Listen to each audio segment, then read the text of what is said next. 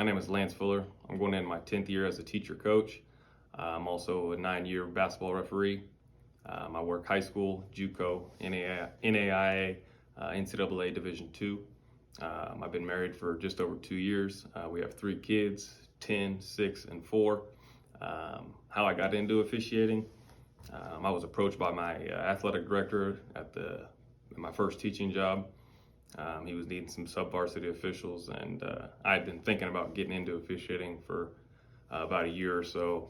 Just kind of wasn't motivated enough and really didn't know how to go about getting into it. So it was an easy decision when he asked if I could officiate basketball. So after that, just kind of took off.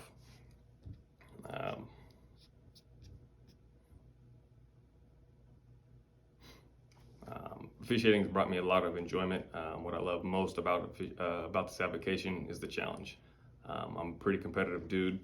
And to be able to challenge myself on and off the court to be great is kind of a big motivator for me. I'd also be silly not to mention the extra income as a reason I love to officiate. Another aspect I love is the officials you will meet and the bonds you form over the years, whether you're working multiple games with them over the season or seeing them during camp season. These friendships we form as officials is great, and they extend off the court. Goals for me in officiating is to continue to get better, work another high school state tournament. I'd love to work a Division II conference tournament as well as the Division II national tournament. My ultimate goal is to become a Division I referee.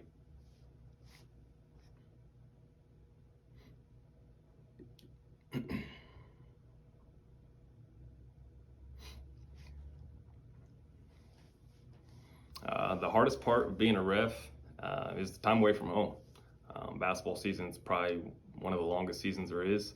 I'm gone for sometimes 5 days a week, 5 nights a week. So I could go 3 or 4 days without seeing my kids outside of maybe seeing them before I take off to work in the mornings. And that's where I think a great support system comes into play.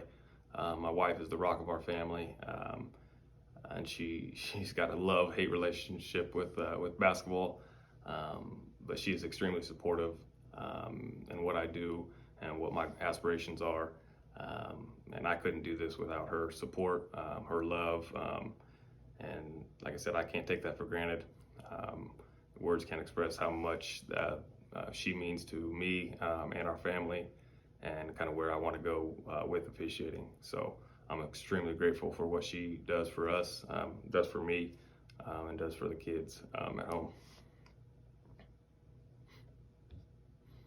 Why should someone become a ref? I think anybody that wants to be involved or stay involved with sports and wants to make some extra cash. It's a really good moneymaker, and it's a schedule that you can kind of fit around what you got going on. I think another aspect is the camaraderie that comes along with it. We spend a lot of time away from our home and our families, and so you got kind of that connection, and then just the time that you spend to and from games, our pregame, postgame conversations. You really get to know guys and ladies that kind of extend for a lifetime. And it's a group like none other, because very few of us outside of our fellow officials. And obviously our families that really, enjoy seeing us when we get out on the field or on the court. So these bonds we form, they last a lifetime.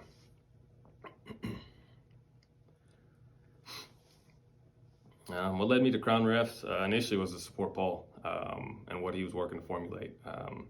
I had done 2 film review sessions with him, and then obviously after listening to his podcast, and all the different guests that he had on, and just what he's been trying to do with Crown Refs, and kind of where he wants to take from the podcast to now this Discord and mentor community. It's been a very positive experience. We hear all about the negatives that come with officiating, but this mentor community is about building each other up. to be better officials, and kind of how to handle these negative situations, if you will. It's a group of officials who want to be better and help others become better. It's a great platform to share experiences, share plays, just to chop it up about basketball and all that comes with it. And I've really enjoyed this whole Discord and all this content that Paul's put out. And so it's been a great experience. And I look forward to what the future holds with it. So thanks for listening to the Crown Refs. Serve the game.